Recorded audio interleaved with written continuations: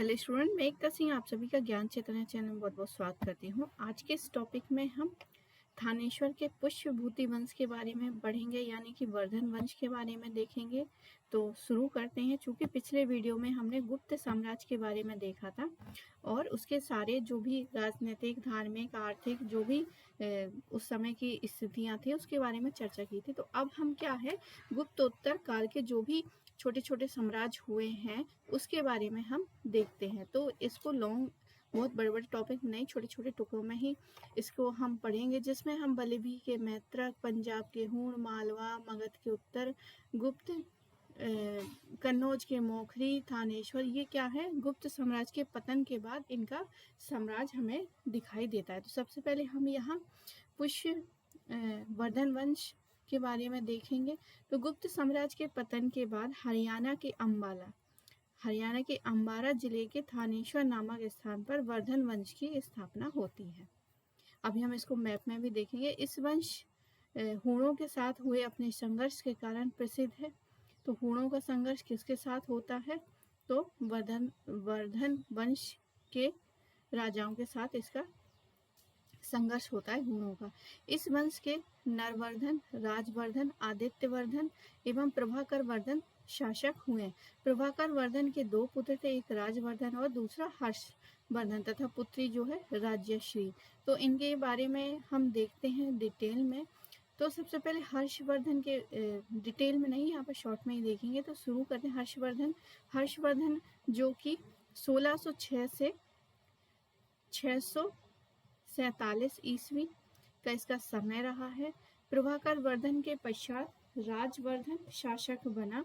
राजवर्धन की मालव राज देवगुप्त तथा गौड़ शासक शशांक द्वारा मिलकर हत्या कर दी गई। तो बड़े भाई की मृत्यु के बाद ही जो है हर्षवर्धन गद्दी पर बैठते हैं, क्योंकि राजवर्धन की जो मृत्यु किसके कारण हुई थी? मालव राज के देवगुप्त और गौड़ शासक शशांक के षड्यंत्रों के कारण इनकी मृत्यु हो जाती है।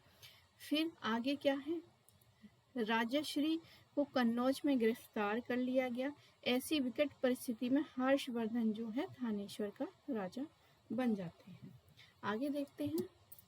हर्षवर्धन ने, ये इनका साम्राज्य है, चूंकि हम हरियाणा का जो है अंबाला, वहां से इनका जो है साम्राज्य स्टार्ट होता है और ये जो एरिया है पूरा ये कवर कर लेते हैं धीरे धीरे। तो देखते हैं आगे।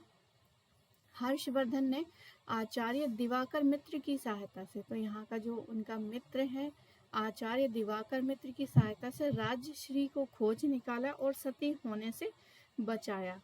क्योंकि इनकी जो पति की मृत्यु हो गई थी और ये सती होने जा रही थी, तो उनके भाई ने, हर्षवर्धन ने उनको बचा लिया सती होने से। आगे है, वापस कन्नौज लाते हैं। कन्नौज के मंत्रियों एवं राजश्री की सहमति से क्या होते, हर्ष कन्नौज का शासक बन जाते हैं। उनकी राजधानी अब क्या हो गई, थानेश्वर से कन्नौज चली जाती है। आगे देखते हैं। हर्ष ने गौड़ शासक शशांक को पराजित किया और नर्मदा नदी के किनारे हर्ष और चालुक्य शासक पुलकेशन द्वितीय के बीच युद्ध हुआ। और हेंग सांग के विवरण एवं एहोल अभिलेख से ज्ञात होता है कि इस युद्ध में संभवतः हर्ष की हार हुई थी। तो पुलकेशन द्वितीय ने इनको हराया था। तो इस कारण ये क्या है, ये साउथ की तरफ नहीं बढ़े, इसलिए इनका इतना ही साम्राज्य क्या है हमें देखने को मिलता है। आगे हर्ष ने कश्मीर पर आक्रमण कर वहां बुद्ध का दांत लाकर कन्नौज के निकट एक संघाराम में स्थापित करवाया था। चीन के साथ भी हर्ष ने मैत्रीपूर्ण संबंध स्थापित किए। उसने 641 ईस्वी में अपने दूत क्या है चीन भेजे तथा 643 ईस्वी में और 646 में 2 चीनी दूत उसके दरबार में भी आए थे।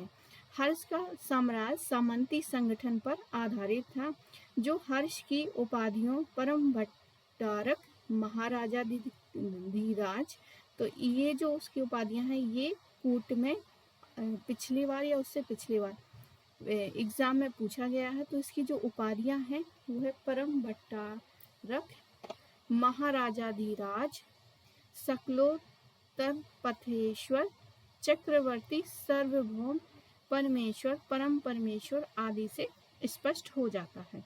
हेंगसांग ने हर्ष को शिलादित्य कहा। तो शिलादित्य किसने कहा है? तो हेंगसांग ने। ये भी बहुत इंपॉर्टेंट फैक्ट है यहाँ पर। हेंगसांग हर्ष की सेना को चतुरंगणी सेना कहता है, जिसमें पैदल, घुड़सवार, रथ, हाथी की टुकड़ियां थीं। अवंती युद्ध और शांति का मंत्री था। सिंहनाद क्या है? सेना का प्रधान था। कुंतल क्या है? घुड़सवार सेना का प्रधान होता था। इन सब का उल्लेख करता है। तो यहाँ पर कुछ शब्दावलियां, जैसे कि अवंती, अवंती क्या है? युद्ध और शांति का मंत्री। सिंहनाद सेना का प्रधान। कुंतल क्या है? घुड़सवार सेना का प्रधान। तो ये शब्दावली भी हमें याद रखनी है। किसके अकॉर्डिंग है? ये हेंगसांग ने बताया है। और हर्ष की सेना को चतुरंगणी सेना भी कहा है। आगे हम हर्षवर्धन के हेंगसांग के बारे में भी देखेंगे, उसका विवरण। हर्ष के जलबेड़े का उल्लेख जो हमें मिलता है वो है मधुबन और बांसखेड़ा अभिलेख में मिलता है। तो ये पुनः इम्पोर्टेंट फैक्ट यहाँ से है। सेना का सर्वोच्च अधिकारी महाबलाधिकृत होता है। तो सेना का सर्वोच्च अधिकारी कौन है? महाबलाधिकृत। न्याय व्यवस्था का सर्वोच्च अधिकारी कौन था? तो सम्राट होता था। सम्राट का ही जो है न्याय व्यवस्था में इम्पोर्टेंट भूमिका थी इस समय। राज्य को सर्वाधिक आय कहाँ से प्राप्त होती थी? तो भूमि से प्राप्त होती थी। भौगिक कर वसूलने वाला होता था। एक पुनः यहाँ पर शब्दावली है, भौगिक यानी कर वसूल करने वाला। पुस्तपाल यानी जमीन का हिसाब रखने वाला पदाधिकारी होता था। उपज का यहाँ पर क्या है? छठा भाग राजस्व के रूप में वसूला जाता था। आगे देखते हैं, राज्य को सर्वाधिक आय क्या जो होती थी वो भूमि से प्राप्त होती थी। पहले ही देखा था। भौगिक ये दोबारा से आ गया है, तो इसको छोड़ आगे पढ़ते हैं। हर्ष का धर्म सहिष्णु शासक था। प्रारंभ में वो शैव था, तो ये शैव मतावली था। बाद में वो है बौद्ध धर्म का संपोषक हो जाता है। तो पहले शिव भक्त होते हैं और फिर बौद्ध धर्म को के संपोषक हो जाते हैं। हर्ष ने लगभग 643 ईस्वी में कन्नौज तथा प्रयाग में 2 विशाल धार्मिक सभाओं का आयोजन किया था। तो ये पुनः एक बार दोबारा से क्या है, बहुत इम्पोर्टेंट फैक्ट है, जो कि एग्जाम की दृष्टि से कोई सा भी एग्जाम हो, यूजीसी नेट में भी पूछ सकते हैं। तो यहाँ पर क्या है? कन्नौज हो गया एक तो, और दूसरा क्या है? प्रयाग। यानी कि अभी जो है अभी पहले इलाहाबाद नाम था, क्या है इसका नाम? प्रयाग रख दिया। तो उस समय भी प्रयाग था और कन्नौज। प्रारंभ करने का श्रेय हर्षवर्धन को दिया जाता है। तो यहाँ पर क्या है? कुंभ मेले होते थे कन्नौज में और प्रयाग में, और शुरू किसने किया था? तो हर्षवर्धन ने। आगे देखते हैं, हर्ष को 3 नाटकों, यानी कि ये लेखक भी थे। इनका नाम है प्रियदर्शी का, रत्नावली, नागानंद के रचयिता के रूप में भी याद करते हैं। तो एक ये लेखक भी थे जिन्होंने 3 नाटक लिखे हैं, प्रियदर्शिका, रत्नावली और नागानंद। आगे देखते हैं, तो ये तो था हर्ष का कुछ महत्वपूर्ण, जो कि एग्जाम के पॉइंट ऑफ व्यू से महत्वपूर्ण है। अब हमें इसी के समय देखते हैं, चूंकि हेंगसांग इस समय आए थे तो उनका यात्रा विवरण भी महत्वपूर्ण है, तो उसको भी एक नज़र यहाँ पर जल्दी से देखते हैं। हर्ष के शासन काल का महत्व क्या है? चीनी यात्री हेंगसांग के भ्रमण को लेकर भी है। नालंदा महाविहार अर्थात बौद्ध विश्वविद्यालय पढ़ने के लिए आए थे ये महाशय। तो ये है हेंगसांग।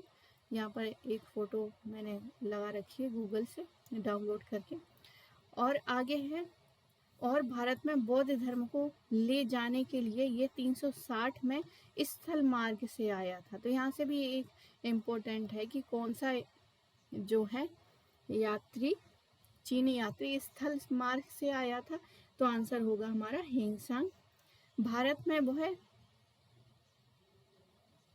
645 ईस्वी में चीन लौट गया। ठीक है। 630 में आया था और 45 में ये वापस गया है।